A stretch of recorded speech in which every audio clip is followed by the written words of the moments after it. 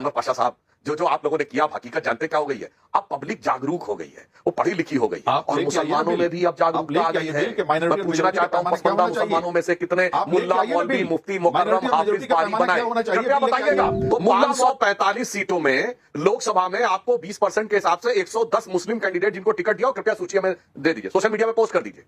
बिहार में 40 सीटें थी, तो 10 मुसलमान लड़ाने चाहिए थे। जरा आरजेडी के 10 मुस्लिम प्रत्याशियों की सूची बता दीजिए। उत्तर प्रदेश में 80 सीटें थी, कांग्रेस और इंडी गठबंधन ने मिलकर 20 मुसलमान दिए क्या? जरा बता दीजिए। दूसरा सबसे बड़ा राज्य आज उत्तर प्रदेश का महाराष्ट्र है, इंडी गठबंधन ने 0, एक मुसलमान को लोकसभा का टिकट नहीं दिया, एक का टिकट नहीं दिया, एक का। और जहां तक माइनॉरिटी की बात है, मैं देश को कहना चाहता हूं, इस माइनॉरिटी खेल के साथ कैसा गोरख धंधा किया गया। कश्मीर के लिए ओपनली कहा जाता था, it is a Muslim majority state, और मुस्लिम मेजॉरिटी स्टेट में माइनॉरिटी का स्टेटस मुस्लिमों के पास। कश्मीर वैली में 97% मुसलमान, मगर 97% इज माइनॉरिटी और 3% हिंदू इज मेजॉरिटी। अब आप सुनिए साहब, धुबरी असम में 90% मुसलमान उस लोकसभा में, 90% is minority, 10% is majority. Malappuram Kerala में 70% मुसलमान, 70% is minority, 30% is majority. Wayanad जहां से राहुल गांधी जी सांसद थे, प्रियंका गांधी है, 60% मुसलमान, 60% इज माइनॉरिटी एंड 40%। और प्रीव्यू देख के तो समझ ही गए होंगे कि आज की वीडियो किस टॉपिक पे होने वाला है। आखिर टॉपिक क्या है? टॉपिक ये है कि बिहार की राजनीति की पारा एकदम गर्म हो रखा है। कौन बनेगा, कौन मारेगा बाजी, किसकी होगी इस बार बिहार की कुर्सी, ये चल रहा है। हर एक मंच पे मंथन चल रहा है, हर एक चीजों पे, हर एक सीट पे मंथन चल रहा है बिहार के सियासत गलियारों में। अभी हम एक वीडियो देख रहे थे, इसमें सुधांशु त्रिवेदी और अनवर पाशा जो एक आरजेडी के प्रवक्ता है, इन दोनों में जोरदार बहस होती है। बहस इस बात पे होती है कि क्या कभी आरजेडी मुसलमानों को मुख्यमंत्री बनाएगा, क्या कभी आरजेडी दलितों को मुख्यमंत्री बनाएगा, क्या कभी आरजेडी जो हमेशा से एक दलित की राजनीति करते हुए, माइनॉरिटी की राजनीति करते हुए आया है, हमेशा से एक पिछड़ों की राजनीति, एक माइनॉरिटी की वोट बैंक बटोरते हुए आया है, क्या कभी इन लोगों में से ही किसी को वो अपनी पार्टी के, यानी जब उसकी पार्टी जीतती है आरजेडी, तो क्या वो मुख्यमंत्री पद के दावेदार मानते हैं? और दूसरी बात देखने वाली दोस्तों ये है कि क्या कभी आरजेडी जो अपनी राष्ट्रीय अध्यक्ष है, क्या कभी माइनॉरिटी, एससी, एसटी, ओबीसी में से किसी एक को बनाएगा? लेकिन अभी तक जब से आरजेडी का गठन हुआ है, जब से आरजेडी बना है, तब से अभी तक लालू प्रसाद यादव ही राष्ट्रीय अध्यक्ष बनते हुए आ रहे हैं, वो भी निर्विरोध, यानी कोई भी उनके ओपोजिशन में खड़ा हुआ होता नहीं दिखा। अभी तक कोई भी ओपोज करने वाला नहीं था, अभी तक निर्विरोध ही लालू प्रसाद यादव राष्ट्रीय अध्यक्ष बनते हुए आ रहे हैं। क्या कभी फ्यूचर में ऐसा होगा कि कोई एससी, एसटी, ओबीसी जो माइनॉरिटी की राजनीति करते हुए हमेशा से आ रहे हैं आरजेडी, वो उनको बनने का मौका मिलेगा? ये बड़ी देखने वाली बात है। बाकी अभी हम एक वीडियो के ऊपर चलते हैं जहां पे आपको देखने को मिलेगा सुधांशु त्रिवेदी वर्सेस अनवर पाशा। अबे साले, कभी मेरा माफ करना, गुस्से में इधर उधर निकल जाता हूँ। ये सरकार तो एक ऐसी सरकार है, पहली बार ऐसी सरकार आई है जो मुसलमानों की इतनी हितैषी है, जिसको मुसलमानों की बड़ी चिंता है और मुसलमानों ही के लिए सिर्फ काम कर रही है। ये ऐसी सरकार इससे पहले ना आई थी और न शायद इसके बाद आएगी। मुसलमान इतना प्यारा है हमारे मोदी जी को कि उन्होंने 11 वर्षों में ये इंश्योर कर दिया कि पार्लियामेंट में एक भी मुस्लिम इलेक्ट होकर ना आए उनकी पार्टी से। एक मुस्लिम को टिकट नहीं देती भारतीय जनता पार्टी। असेंबलीज में पूरे देश में कम से कम 17-18 असेंबलीज हैं स्टेट्स की, जहां पर एक भी मुस्लिम कैंडिडेट नहीं, मुस्लिम एमएलए नहीं। भारतीय जनता पार्टी की छोड़िए, दूसरी पार्टियों के भी एमएलए नहीं। ये स्थिति बन गई। ये डिसीजन मेकिंग बॉडीज हैं, पार्लियामेंट और असेंबलीज, वहां पर कोई प्रतिनिधित्व आप देना नहीं चाहते। मुस्लिम मुक्त आपने सरकार बना दिया है, ना आपके पास एक मुस्लिम एमपी है, न कि आपके एलाइज के पास मुस्लिम एमपी है।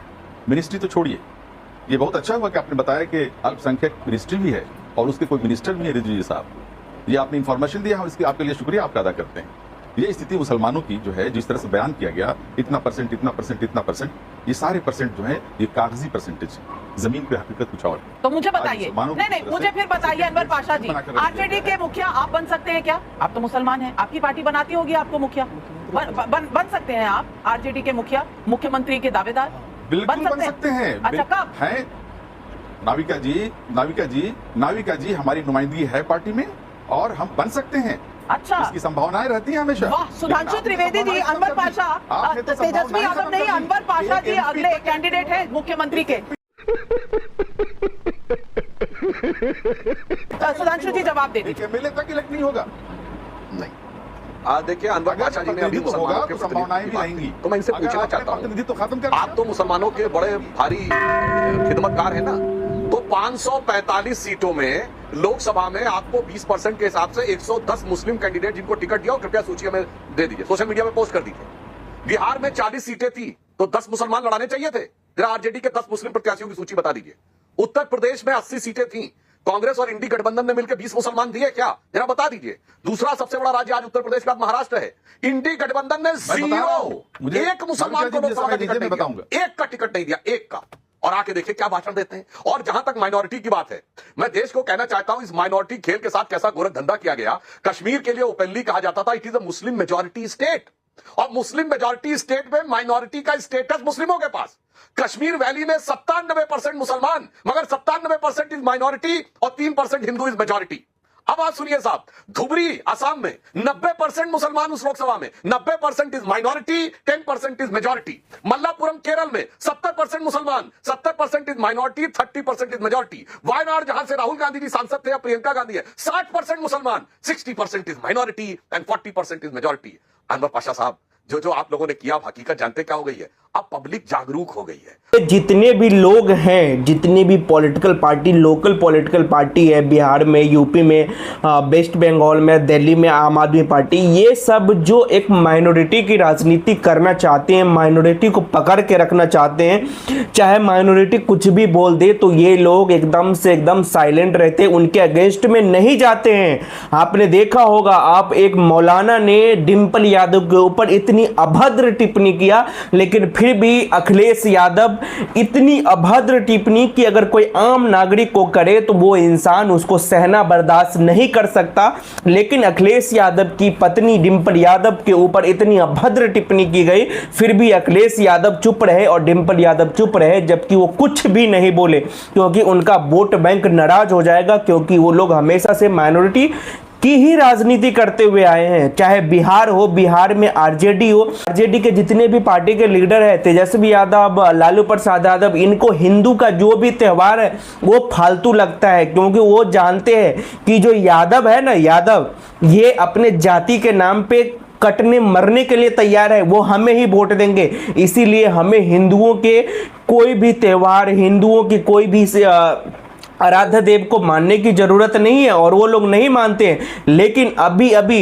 तजिया का त्यौहार गया है, अभी अभी मुहर्रम का त्यौहार गया है, ये लालू प्रसाद यादव, राबड़ी देवी, मीसा भारती, ये सब उस मुहर्रम में वहां पे सर झुकाते हुए नजर आए हैं। कुंभ लगा था, उसको वो लोग फालतू बताते हैं, राम मंदिर को फालतू बताते हैं। ये सब मतलब एक तरह से आप समझ लीजिए कि जो यादव है और जो SC ST है, ये लोग जानते हैं कि ये सारे जो वोट बैंक है ना, वो हमें मिलना तय है। आरजेडी ये समझती है। बाकी जो थोड़ी बहुत राजनीति करनी है हमें, वो हमें मुसलमानों की करनी है, क्योंकि मुसलमान ओवैसी के इधर भी जा सकते हैं, बीजेपी के इधर भी जा सकते हैं, और नीतीश कुमार के इधर भी जा सकते हैं। इसीलिए हमें राजनीति करनी है तो सिर्फ माइनॉरिटी की ही करनी है। बाकी दोस्तों, आप क्या समझते हैं इन सब चीज़ों के बारे में कॉमेंट्स में जरूर बताइएगा, और मिलेंगे किसी नेक्स्ट वीडियो में। तब तक के लिए बाय बाय, एंड यस, अगर चैनल पर नए हो तो सब्सक्राइब जरूर कर देना। ओके, सो तब तक के लिए बाय बाय, खत्म, bye bye, tata, goodbye, गया। मजा आया, और मैं ये जो मजा है हिंदुस्तान के हर व्यक्ति को देना चाहता हूं।